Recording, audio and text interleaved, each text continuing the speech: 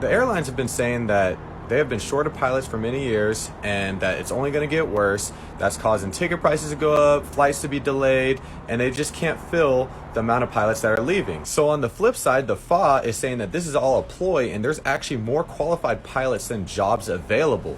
So why would the airlines do this? What's mightily suspicious to me is that it's the airlines pushing the FAA to remove the 1,500 mandatory hours to be hired as an airline pilot. They would rather hire a less experienced pilot, and I'm guessing pay them less, than hire someone more qualified. Which, I thought airlines was all about safety. Don't tell me they would sacrifice safety for money. No. I know how I was as a 250-hour pilot. I was just a little plankton in the sea. I was not the pilot I am today.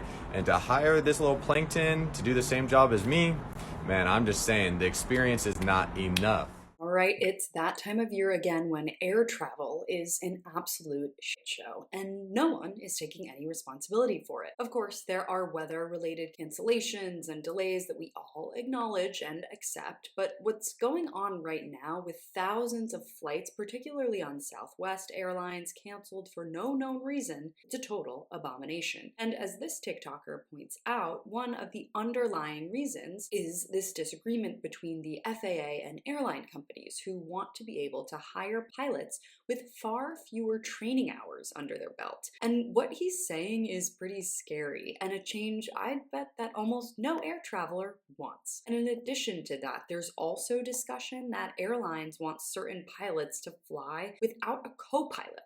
CBS reports that the airlines have been quietly lobbying that the single pilot approach would quickly solve the staffing problems caused by the pilot shortage, and that they have technology that is vastly improved, which allows for safe operation of a single pilot flight. A pilot fell out of a plane to his death last month during an emergency landing, and the whole thing is still kind of a mystery. Here's the information that we have. So his co-pilot, who hasn't yet been identified, said that he appeared, quote, visibly upset and told him that he felt sick and needed air after a mid-flight emergency. Yeah, I'll tell you straight up that I don't care how good the technology is on a plane. There is no way pilots should be flying without someone by their side, ready and able to take over should something happen to the pilot or the technology that's supposed to be helping the pilot. This is all just corporate greed by airlines to save their bottom line at the expense of customer and employee safety. It's disgusting and there's no excuse for it. One of my favorite pastimes is checking in on how miserably Transportation Secretary Pete Buttigieg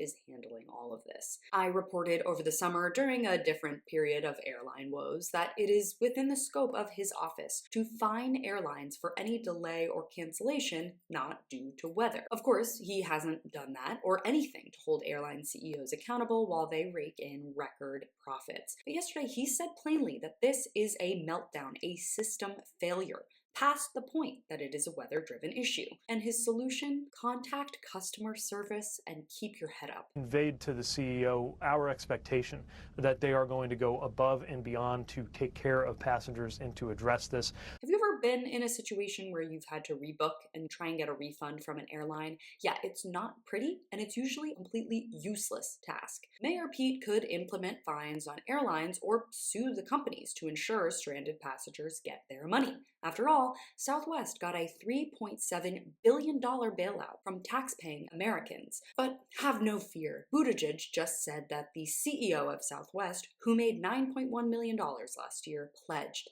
that the company will go above and beyond their customer service plan to assist Southwest travelers. So this is a pathetic shirking of responsibility all around, from airlines cutting costs to Pete's detached attitude, and all I can say is that I hope everyone watching here who is struggling with air travel gets to their destination very, very soon. Thanks so much for watching. You can follow me on all platforms at Caro Johnson 917.